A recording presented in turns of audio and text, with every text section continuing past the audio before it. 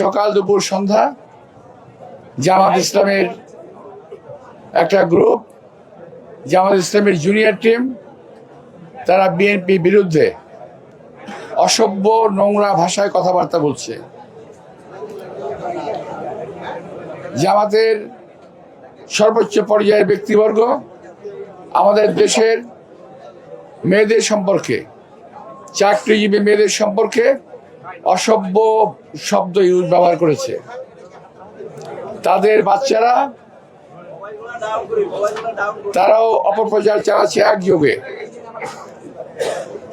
তাদের মুখের কথাবার্তা লাগামহীন হয়ে গেছে। গণতন্ত্র আছে বলেই একটা মানুষকে যে কোনো ভাবে কথা বলা যাবে, যা কিছু তাই বলা যাবে, যা কিছু তাই করা যাবে, এটা কিন্তু ঠিক না। আমি বলতে চাই, আপনারা রাজনীতিতে আসছেন, আপনাদেরকে স্বাগত জানাই। আমি যখন রাজনীতি শুরু করি তার আগে আমি সোশ্যাল ওয়ার্ক করেছি এলাকাতে।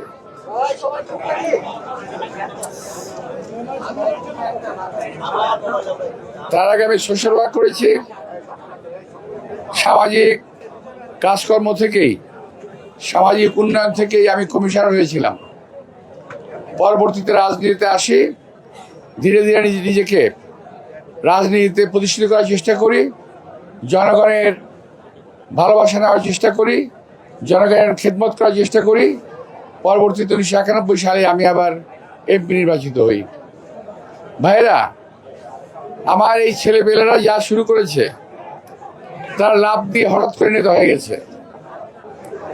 এখন অল্প পানির মাছ বেশি পানিতে পড়লে যেরকম করে, এদের অবস্থা তেমন হয়ে গেছে, দিশেহারা হয়ে গেছে। এরা আমাদের নেতা তারেক রহমান সাহেব সম্পর্কে কথাবার্তা বলা শুরু করেছে, যে তাদের মুখে মানায় না। তারা আমার বিরুদ্ধে কথা বলা শুরু করেছে, যেটা তাদের মুখে মানায় না। তাদের বাপ চাচারা যদি পলিটিক্স করতো, যদি আমার সম্পর্কে বলতো, আমি আপত্তি করতাম না। কিন্তু একটা কথা বলে, ছোট মুখে বড় কথা। এরা ছোট মুখে বড় কথা বলছে। আমি বলবো, দয়া করে বিরত থাকেন।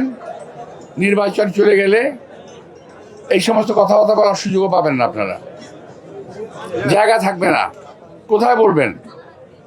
আর একটা কথা বলি, জনগণ বুঝে ফেলেছে, জনগণ জানে চুলার মুখ থেকে ছাই বের হয়, চুলার মুখ থেকে কখন সোনা বের হয় না। আমি আবারও বলছি, চুলার মুখ থেকে ছাই বের হয়, কখনো সোনা বের হয় না। আর সোনা খনি থেকে কখনো ছাই বের হয় না। আমরা ভেবেছিলাম, জাতি আশা করেছিল যে আপনারা দেশের জন্য ভালো কিছু করবেন। আমরা মুক্তিযুদ্ধের পরে কখনো বলি নাই যে আমরা মন্ত্রী হয়ে যাব। মুক্তিযুদ্ধের পরে বহুদিন অপেক্ষা করেছি।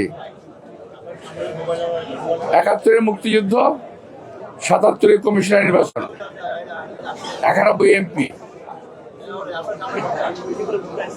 তারপর আজকের এই অবস্থায় আছি।